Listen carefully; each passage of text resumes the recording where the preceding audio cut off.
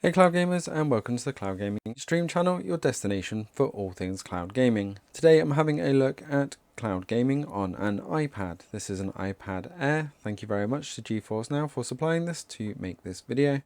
So we thought we'd have a look at GeForce Now with 4 different games on the iPad client. So this is running in the Safari browser, which is kind of like a web app when you actually share it to your desktop. And as you can see here, we've got a whole host of games in my current library. These are synced from Steam and other stores for me to play on. So let's dive in and have a look at Apex Legends to start with. Now quality wise, I did have to fiddle with the settings a little bit. I have to put it into custom settings at 1900 by 1200. Leaving it at the default gave me quite a small square in the middle of my screen. And going to 16 by 9, a bit of a thin line through. So 1920 by 1200 was the preferred resolution here, and that pretty much fills up the whole screen. You can still see that we've got a bit of a band top and bottom for the iPad, but overall it's still very good, and I've even managed to get a kill here. I did have a very good squad for this run through, so I was extremely lucky. We did even go on to win this, and I'll show the win screen at the end. But playing wise, it was absolutely fantastic, and graphics wise, you could see a little bit of a blur on the main screen. But for the most part, you are well immersed, and I'm using an Xbox Series Bluetooth controller here. Absolutely no latency at all, and I was on the 5 GHz Wi-Fi as well. As you can see, I'm getting good visibility of the targets and also good accuracy.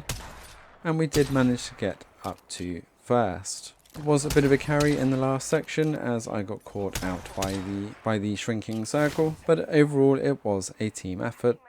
And if only they knew that one of their players here that helped them win this round was playing on an iPad. Moving over to Watch Dogs Legion then, thought we'd show a bit of ray tracing action, and obviously Watch Dogs Legion is a very demanding game. But as you can see here, whizzing around in the car, we're seeing those ray trace effects running on high with ray tracing enabled here. Absolutely no issues, and if you can read the very small writing in the left arrow above where the Ubisoft Connect FPS is coming in for some reason, we're holding 30 to 40 frames per second in the most part. So having it on high settings with a lot of action going on and also ray tracing enabled is still extremely good, and it does push that 60 frames per second when things aren't so bad. Not a game that you really notice the drop of 60 frames per second, especially when you're looking at the quality of the graphics here and the actual gameplay as well. Played absolutely fine, and I really was quite impressed at the quality on the iPad screen here. The video doesn't do it justice as it's mainly recording at the 1920 by 1200.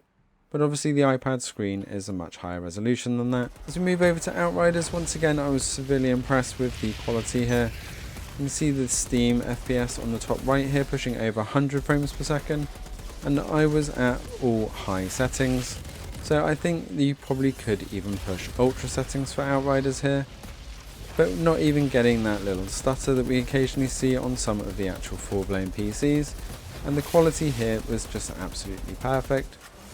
Using a controller, as I'm used to mouse and keyboard, took a little bit of getting used to, but once again you can see that the quality here, and there's no latency issue there at all.